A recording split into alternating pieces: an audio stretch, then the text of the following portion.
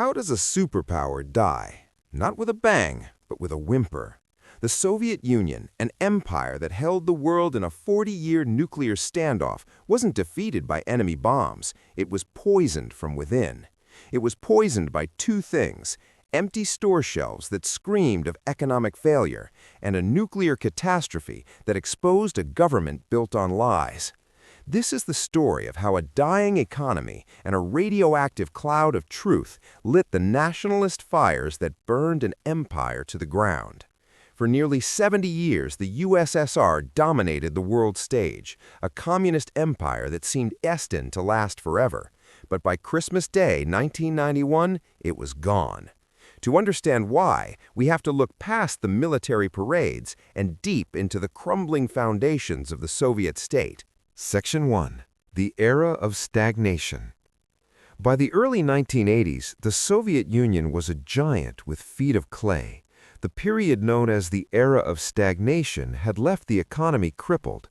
This wasn't some sudden crisis, but a slow, creeping decay. The Central Command economy, which was great at building tanks and missiles, but terrible at providing for its own people, was failing spectacularly. Store shelves were routinely empty, basic goods were a luxury, and people spent hours of their lives in long lines for necessities. This led to a thriving black market, a shadow economy that some estimates suggest was worth anywhere from 10 to 30% of the country's official GDP, mocking the state's claim of total control. The system wasn't just inefficient, it was fundamentally broken. Inefficient planning created massive waste in every single sector, from farms to factories. But the real knockout blow came from something the USSR couldn't control: the global price of oil. The Soviet economy depended heavily on its massive oil and gas exports to bring in foreign currency. When oil prices were high in the 1970s, this cash helped hide the system's deep problems. But between 1980 and 1986, the price of oil collapsed, falling by more than half.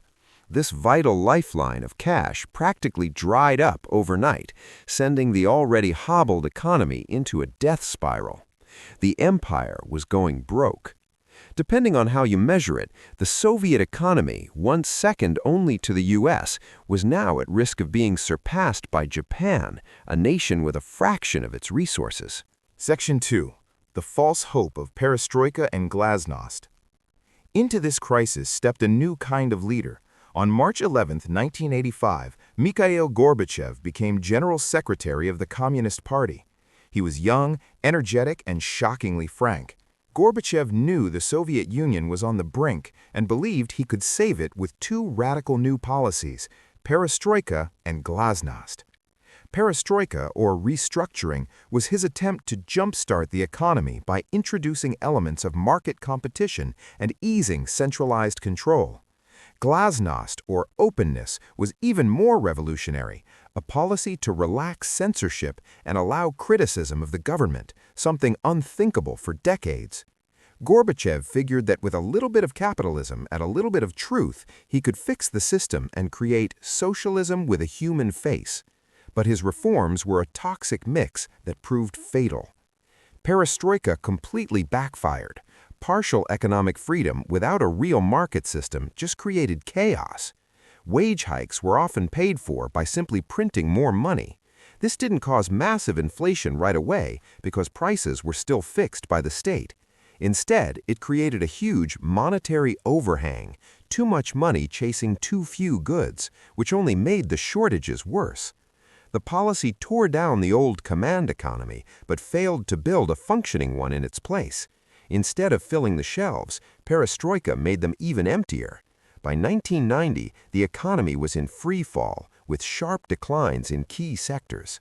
Section 3. The Nuclear Lie, Chernobyl. Just as the economy was unraveling, Gorbachev's other policy, Glasnost, was about to slam into a disaster that would change everything. On April 26, 1986, a safety test at the Chernobyl nuclear power plant in Ukraine went catastrophically wrong. Reactor number 4 exploded, ripping the building apart and spewing a plume of highly radioactive material into the atmosphere. For days, the Soviet government did exactly what it had always done. It lied. Moscow went silent, desperately trying to cover up the disaster. While the nearby city of Pripyat was being silently poisoned, state-controlled media said nothing. But you can't cover up a radioactive cloud. When radiation alarms started screaming at a nuclear plant in Sweden over 1,000 miles away, the Kremlin was forced to admit that a misfortune had occurred. This was the point of no return. The Chernobyl disaster and the government's clumsy attempt to hide it shattered what little trust the Soviet people had left in the state. It was the ultimate proof that the system was built on lies and incompetence. The reactor itself was a product of this systemic rot. Its RBMK design was known to have serious flaws, a design chosen in part because it was cheaper and easier for the Soviets to build using existing capabilities. The disaster exposed the lie of Soviet technological superiority and the regime's utter disregard for its own citizens. The economic cost was staggering, running into the billions and draining an already bankrupt state. But the political cost was far greater. Chernobyl turned Glasnost from a controlled policy into an uncontrollable force. The truth about the disaster, the lies, and the health consequences began to spill out, fueling a wave of public anger the state could no longer contain. Decades later, Gorbachev himself would write that Chernobyl was perhaps the real cause of the collapse of the Soviet Union. Section 4. The Nationalist Fire. The toxic combination of economic misery and the radioactive truth of Chernobyl created the perfect fuel for an old, suppressed force: nationalism. For decades, the USSR held its 15 vastly different republics together with economic incentives and brutal force. But underneath, resentment simmered in the non-Russian republics against a Soviet identity that was heavily based on Russian traditions. Glasnost ripped the lid off this pressure cooker. Suddenly, people could openly discuss the crimes of the Soviet past. Chernobyl became a powerful symbol of Moscow's deadly neglect, especially in Ukraine and Belarus, the republics hit hardest by the fallout. Anger over the disaster directly fueled their movements for independence. Sensing weakness, the republics began to stir. Gorbachev had also abandoned the Brezhnev Doctrine, the policy justifying military intervention to keep Eastern European satellite states in line. While this doctrine was meant for countries like Poland and Czechoslovakia, not the Soviet republics themselves, its abandonment sent a clear message: Moscow's iron grip was weakening. It started as a trickle, then became a flood. In November 1988, Estonia issued a declaration of sovereignty, asserting its laws over Moscow's. Lithuania and Latvia soon followed. This wasn't a declaration of full independence, not yet, but it was a direct challenge to Soviet power. Section 5. The Final Power Struggle. As Gorbachev's power faded, another man rose to meet the moment: Boris Yeltsin. Ousted from the Politburo by Gorbachev years earlier, Yeltsin re-emerged as a populist champion of Russian democracy. He perfectly captured the people's desire for a total break with the communist past. The stage was set for a final showdown. In August 1991, a group of hard-line communist officials, desperate to stop the country's disintegration, launched a coup.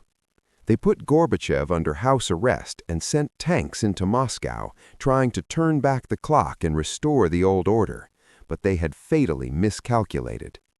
Empowered by years of Glasnost, the people of Moscow poured into the streets to resist.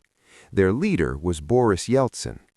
In an iconic moment of defiance, he climbed onto a tank outside the Russian parliament and called for the people to resist the coup.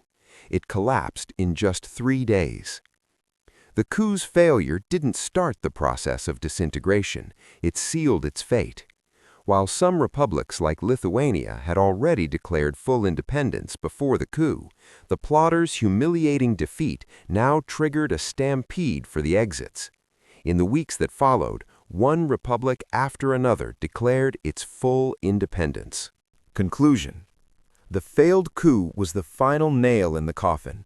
The Soviet Union, an empire built on ideology and centralized control, simply ceased to exist in any meaningful way. On Christmas Day 1991, Mikhail Gorbachev resigned as president of a country that, for all practical purposes, no longer existed. That night, the red Soviet flag was lowered from the Kremlin for the last time, replaced by the tricolor of the new Russian Federation. The Soviet Union was formally dissolved the very next day, but that was just a formality. The Soviet Union did not fall to a foreign army. It collapsed under the weight of its own failures. A command economy that produced missiles but no bread. A political system built on lies that couldn't survive a disaster that exposed its incompetence to the world. And an empire of captive nations that couldn't withstand the fire of nationalism once the fear was gone. Ultimately, the superpower wasn't defeated, it simply fell apart. History is full of stories like this, where the official narrative crumbles to reveal a much more complex truth. If you appreciate stories that look behind the headlines, consider subscribing to our channel. And let us know in the comments, what other historical collapse should we investigate next? Thanks for watching.